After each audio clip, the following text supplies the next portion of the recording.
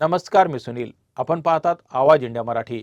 किल्ला रायगडावर एक अनोखा आणि प्रेरणादायी उपक्रम पार पडला आहे.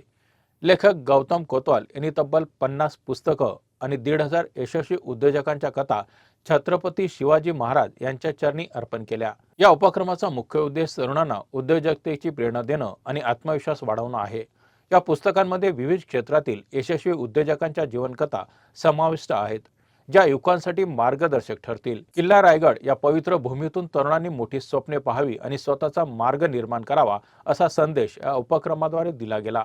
या अनोख्या उपक्रमामुळे युवकांच्या प्रेरणा आणि स्वावलंबनाबाबत चर्चेला जोर मिळाला आहे. पुणे जिल्ह्यातील खेड तालुक्यातील आमचे मित्र गौतमजी कोतवाल यांनी वेगवेगळ्या विषयावर 50 पुस्तकं लिहिले आणि त्याचा अर्पण सोहळा छत्रपतींच्या चरणी करण्याचं त्यांनी आयोजन केलं.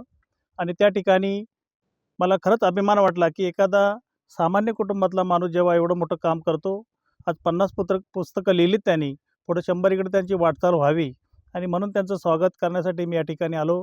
मी भारतीय मराठा महासंघ रायगड जिल्ह्याचे अध्यक्ष म्हणून त्यांचं या ठिकाणी स्वागत केले आणि पुढील वाटचालीसाठी त्यांना शुभेच्छा देते. खरं तर मी ग्रामीण भागातील आणि एका शेतकरी कुटुंबातील विद्यार्थी किंवा व्यक्ती आहे आणि ज्यावेळेस मला करिअर चॉईस करायचं होतं, मग नोकरी असेल किंवा शिक्षणाची साईड असेल, ती सिलेक्ट करताना मला प्रचंड त्रास झाला.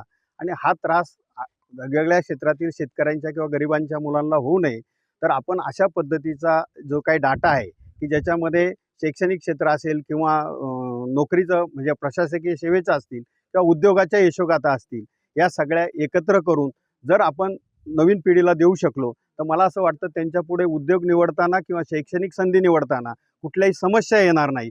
यासाठी संपूर्ण महाराष्ट्रभर फिरून मी 1,500 उद्योजकांच्या यशोगाथा या 50 पुस्तकाच्या माध्यमातून महाराष्ट्रासमोर आणि तरुणांपुढे ठेवलेल्या आहेत.